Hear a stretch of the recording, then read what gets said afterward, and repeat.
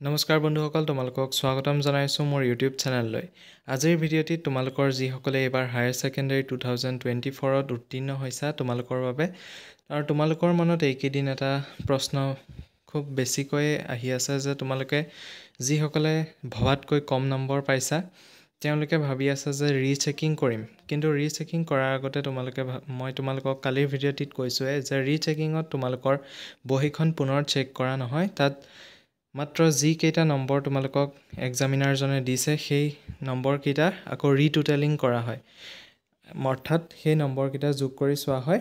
যদি কম আছে তেতিয়াহ'লে বঢ়াই দিয়া হয়, কিন্তু তোমালোকৰ পৰীক্ষাৰ বহীখন আকৌ পুনৰবাৰ চেক কৰা নহয়। সেয়েহে তোমালোকে ভাবি আছা যে তেনেকৈ কৰিলেতো লাভ নহ'ব। চ' তোমালোকে কি কৰিব পাৰা, তোমালোকে ৰিচেকিং কৰিবা নে কাউন্সিলৰ পৰা তোমালোকৰ এনচাৰ কপিখনৰ ফটোকপি বিচাৰিবা, সেই বিষয়ে আজিৰ এই ভিডিঅ'টিত মই তোমালোকৰ লগত আলোচনা কৰিম। আহা তেনেহ'লে আজিৰ ভিডিঅ'টি আৰম্ভ কৰোঁ। কাউন্সিলৰ যি ৰিজাল্ট গেজেট আছিলে তাত এটা 8 নম্বৰ পেজটোত তেওঁলোকে লিখিছিলে যে ৰিচেকিং অফ এনচাৰ স্ক্ৰিপ্ট। তাত সুন্দৰকৈ দিয়া হৈছে যে তোমালোকৰ যি ৰিচেকিং কৰা হয় তাত তোমালোকৰ বহীখন পুনৰ ইভালুৱেট কৰা নহয়, অৰ্থাৎ তোমালোকৰ ৰিটোটেলিংহে কৰা হয়, যে মাৰ্কছ যিমান পাইছা সেয়া কাউণ্ট কৰি পেলাই তাত দিয়া হয়। আৰু যদি তোমালোকে তেনেকৈ কৰিওতো হয়তো তোমালোকৰ নহ'ব। চ' তোমালোকৰ যিসকলে হয়তো তোমালোকৰ ভবাতকৈ বহুত বেছি কম নম্বৰ পাইছা আৰু তোমালোক পূৰা চিয়'ৰ হৈ আছিলা যে নম্বৰ পাব লাগে, সেইসকলে মোৰ মতে তোমালোকে কাউন্সিলক ফটোকপিৰ বাবে এপ্লাই কৰিব লাগিব।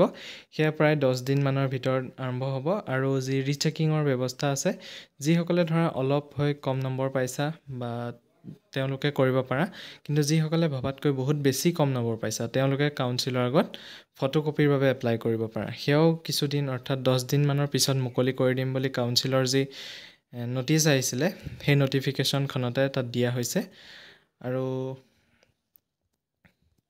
আজিৰ ভিডিঅ'টিত তোমালোকৰ বাবে ইমানেই আছিলে। তোমালোকে যিসকলে ভবাতকৈ বহুত বেছি কম নম্বৰ পাইছা তেওঁলোকে ফটোকপিৰ বাবে এপ্লাই কৰিবা, আৰু যিসকলে কেৱল মাত্ৰ ৰিচেকিঙৰ বাবে এপ্লাই কৰিব বিচাৰা তেওঁলোকেও কৰিব পাৰা। ধন্যবাদ।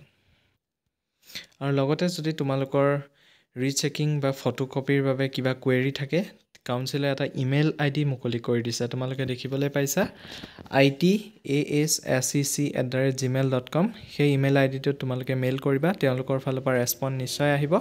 তেওঁলোকক তোমালোকৰ কিবা যদি কুৱেৰি আছে সেই কুৱেৰিসমূহ তেওঁলোকক সুধিব পাৰিবা, বা কাউন্সিলৰ নম্বৰকেইটা তোমালোকে অফিচিয়েল ৱেবছাইটটোত পাই যাবা, তাত গৈ সুধি ল'ব পাৰিবা। আজিৰ ভিডিঅ'টিত ইমানেই আছিলে। ধন্যবাদ।